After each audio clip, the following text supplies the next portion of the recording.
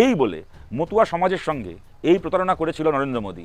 আজকে মতুয়া মানুষ হাজারে হাজারে লাখে লাখে মতুয়া মানুষ তারা বিজেপিকে বিশ্বাস করে পথে বসেছেন। এবং প্রশ্নটা এখানে খালি যার নাম বাদ গেছে সে বা তার পরিবারের নয়। আজকে মনে করুন একটা পরিবার, মতুয়া পরিবার, তার পরিবারের কারোর নাম সরাসরি বাদ যায়নি, কিন্তু তার বাড়ির মেয়েটার বিয়ে হয়েছে যে বাড়ির ছেলের সঙ্গে, সেই বাড়ির লোকের নাম বাদ চলে গেছে। তারা হয়তো 2002-এর পরে এসেছিলেন ভারতে, তাদের নাম বাদ চলে গেছে।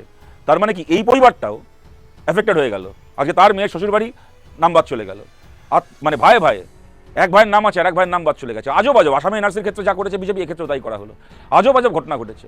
সুতরাং এমতাবস্থায় কেন এই প্রতারণা করা হলো মতুয়া মানুষের সঙ্গে, এর কৈফিয়ত, এর ব্যাখ্যা ভেবেছিলাম মোদী বলবেন।